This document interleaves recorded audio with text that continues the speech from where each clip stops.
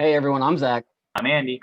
and we are Cruise Control, and we just got some big news from the three major cruise lines. As of today, November 2nd, Royal Caribbean, Carnival Cruise Line, and Norwegian Cruise Line have either suspended or canceled all sailings out of the US until the end of December 2020. So today we're going to discuss what that means for the future of cruises, as well as touch on some other minor news and updates. Who saw that coming? Yeah, I mean, hands up if you didn't think that was going to happen. With everything that's been going on, I can't really say I'm surprised. What do you think's going to happen, Andy? Well, I think December 31st is too optimistic for them. I think it's actually going to get pushed back even farther. I don't think that there's enough time to do all the testing within less than 2 months from now. Yeah, say about 60 days I mean, from when we're recording this. They have to do test sales, and then it has to be approved. And they have to file mad forms, and I don't know. I don't know. I honestly have to disagree with you there. I have to say, I think January 1st, we will see the first of the three major cruise lines sail out of the United States. Want to make a bet? Well, No. we'll see. We'll see. I mean, let's just say I'm being a little bit optimistic here. Well, I'm just going on the track record. You know how many times it got pushed back? It was went from April, then it went to May, then June, then October, now. So I'm not saying it's not a possibility. I'm just saying I think the steps are in place for it to happen. I can see January 1st being the date the first commercial cruise leaves. I mean, yeah, now there's a structure, right? I mean, CDC, they sent over what they want the guidelines to be. Yep. So they just basically have to follow that, make sure it's safe enough, and then cruising will be back. But and that's also a lot easier said than done. One thing we do have to remember is that even though the steps are maybe overreaching a little bit of what the CDC's power should be, at least it's a step forward. It's better than 2 days ago when we were still waiting on the cancellation of the no sail order. So we are moving in the right direction. Maybe small baby steps at a time, but you have to crawl before you can walk. Right. So now we'll just see. I mean, I'm going to be a little transparent here. I am hoping that come January we're sailing again because, as you know, we have a cruise scheduled to leave in January, and I'd like that to still happen. I mean, I do too, but I want everyone, not just us.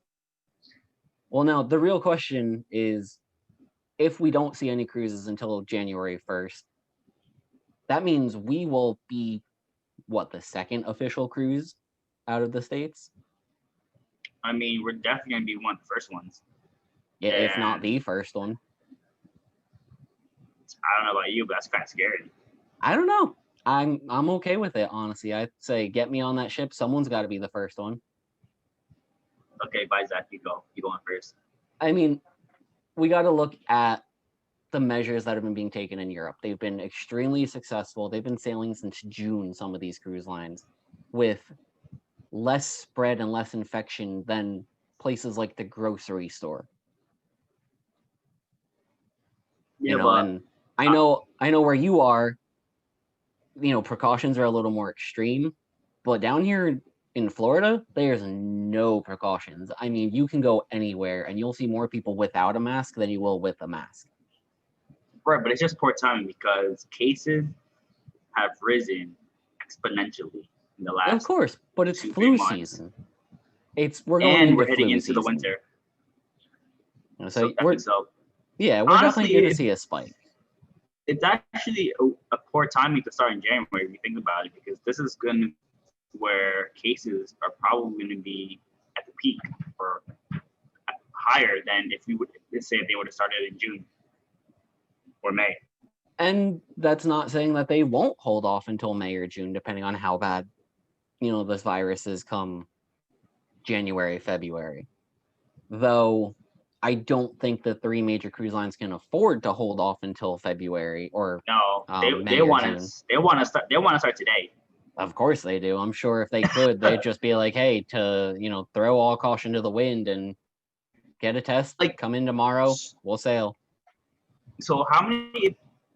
big is the crew? How many people do you think are Depending on the on the size of ship the ship, you're that's usually working? looking at about maybe 1,000 crew members. Even right now, 1,000? You're probably going to have more now than anything because they're going to need more people doing different jobs. So when they're doing the test sails, want all 1,000 of them Oh yeah, involved during with testing? the test cruises, they'll be fully staffed, if, like I said, if not extra. Ooh, it's gonna be tough. They have a tough road, but we'll see what happens. I mean, what do you think about having to do a test before and after the cruise? That's nothing to me. I definitely agree that everyone should be tested before, and I don't see any fault with being tested after. I know I, for one, wouldn't want anyone on the ship who hasn't tested negative, and even if the cruise line didn't require it, I'm sure everywhere else would require you to get tested coming back from a cruise anyway. No, I agree with you. Like having a cruise bubble is probably the safest bet. Keeping it contained as possible. Especially when in such close quarters, because it's not like in real life where you can't control where everyone goes every day.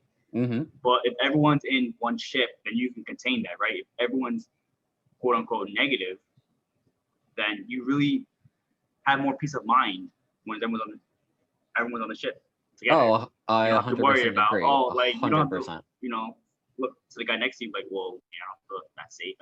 Sure, that you still have to wear your mask, you still have to social distance, but at least knowing that everyone was at least tested negative before going on would just give, I think, every family and every person on the cruise ship just a lot more peace of mind.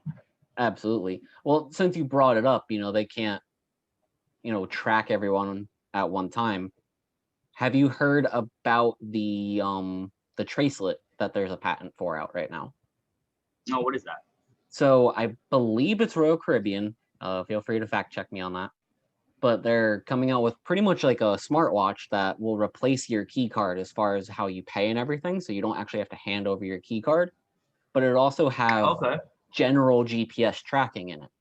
So that way, say you test positive, they'll take your tracelet and run the RFID on it to see who came in contact with you for more than 10 minutes at a time. And they'll also be spot checking those guests. Ooh, that sounds crazy. Sounds cool. But I want to say it's Princess has the medallions, which pretty much already do the same exact thing, and they've been using those for years. And what it lets you do is, like, you can order a drink and they'll bring it right to you because they just do the RFID tracking on your medallion. I mean, they're gonna have to figure out something, but I can't just keep giving my key card to the bartender when I want a drink. But not even just that. How do you feel about all your movements around the ship being tracked in real time? I mean, I personally have no problems with that. I mean, it's public ship. It's not like own home. So if they know if I'm in my cabin or they know I'm at the bar, I don't see the difference, to be honest. I mean, realistically, when don't they know exactly where you are? There's something like 2,000 cameras on every ship. As long as you're where you're supposed to be, you're on camera. I mean, as long as it's just a location and it's not like they can see me. No, they can't see you. They can see that you're in a bathroom, but they can't see you going to the bathroom. No, they want to see me, but I don't know. So I mean, that's interesting. I mean, have you been to a restaurant lately? Oh yeah, like I said, here in Florida, the restrictions are so non-existent. Just the other weekend, my wife and I went out to a restaurant and we paid cash, and it wasn't exact change, so we got change back. And we were sitting, the tables were not closed off, they were not socially distant. But what I'm saying is, we have this QR code for menu now. Oh yeah, they have that in Universal. When you know how so I'm assuming they're gonna have the same thing for the restaurants and the cruising.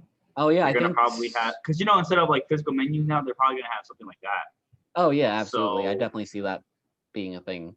And I I want mean, to say some of the ships already are doing that. I want to say I saw some pictures online about that.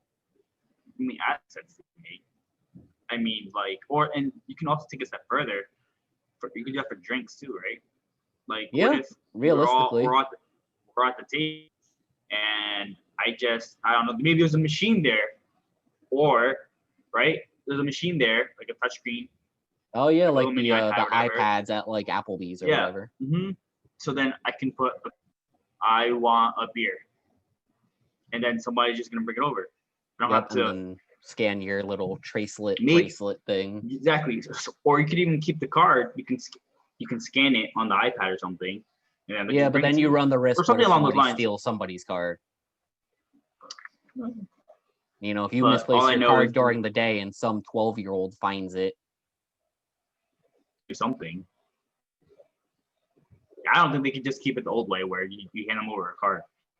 Oh no, right now they definitely can't. With the CDC being so strict about how things are going to be handled on ships, they are definitely not going to want that back and forth of key cards. No, definitely not. But yeah, I don't want to go too long with this one. I just kind of wanted to touch base about what your feelings were about the new round of cancellations. I know we were talking last night, and this kind of caught not just us, but it seems like everyone by surprise.